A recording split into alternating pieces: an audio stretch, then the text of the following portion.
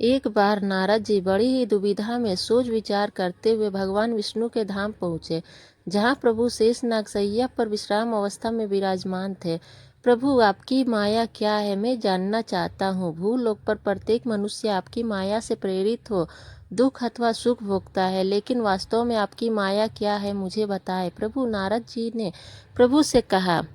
श्री विष्णु भगवान बोले, नारद, यदि तुम्हें मेरी माया जाननी ही है तो उसके लिए तुम्हें मेरे साथ पृथ्वी लोक चलना होगा, जहाँ मैं अपनी माया का प्रत्यक्ष प्रमाण तुम्हें दे सकता हूँ। भगवान विष्णु नारद को ले पहुँचे एक विशाल रेगिस्तान में, जहाँ दूर दूर तक कोई मनुष्य तो क्या जीव जंतु भी दिखाई नहीं दे रहा था। नारद जी विष्णु भगवान के पीछे पीछे रेगिस्तान की गर्म रेत को पार करते हुए आगे बढ़ते रहे। चलते चलते नारद जी को मनुष्य की भांति गर्मी और भूख प्यास का एहसास होने लगा। तब नारद जी ने कहा, प्रभु, चलते चलते बहुत देर हो गई है, लेकिन आपकी माया क्या है यह आपने अभी तक नहीं समझाया। अभी थोड़ा और चलना है नारद। यह कहते हुए प्रभु आगे चले। बहुत अधिक आगे चलने पर भी जब प्रभु की ओर से रुकने का कोई संकेत न मिला, बस फिर तो नारद जी व्याकुल हो उठे।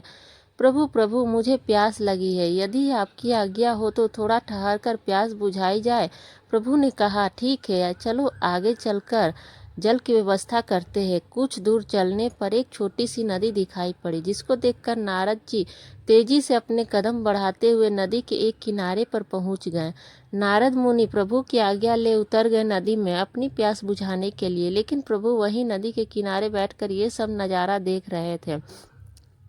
जैसे ही नारद मुनि ने नदी में उतरकर पानी पीना शुरू किया, तभी उन्हें कुछ दूर एक सुंदर कन्या दिखाई दी, जिसके रूप को देखकर नारद मुनि उस कन्या पर मोहित हो गए और समीप जाकर इस वीरान जगह पर आने का कारण पूछने लगे। कन्या ने बताया कि वह समीप के ही एक नगर की राजकुमारी है और अपने कुछ सैनिकों के साथ रास्ता भटक गई है।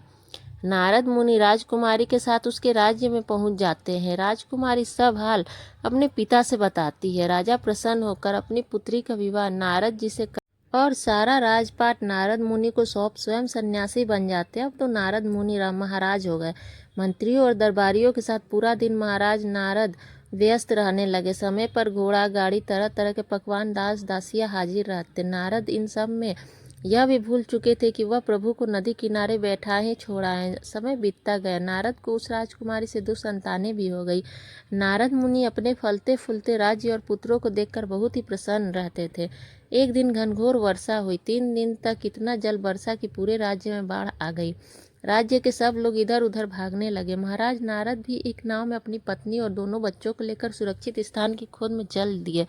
बाढ़ इतना भयानक रूप ले चुकी थी कि रात से निकलते हुए नारद की पत्नी नाव से नीचे गिर गए और तेज बहाव के साथ ही बह गई। नारद शोक करते हुए जैसे तेजे से राज्य के बाहर उसी नदी में आ पहुँचे, जहाँ नारद जी प्रभु के साथ अपनी प्यास बुझाने के लिए आए थे।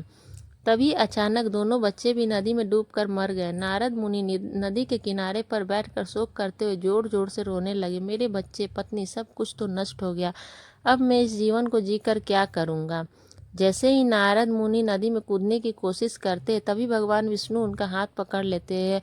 अरे अरे, जरा ठहरो नारद, यही तो थी मेरी माया। जो अब तक तुम्हारे साथ घटित हुआ वह सब मेरी ही माया थी। अब नारद मुनि भली भांति समझ जाते हैं कि पत्नी, बच्चे, राज्य, बाण वह सब केवल प्रभु की ही माया थी।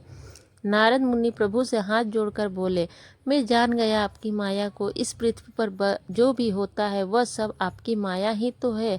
अब कृपया कर अपने धाम चलने की आज्ञा दीजिए प्रभु।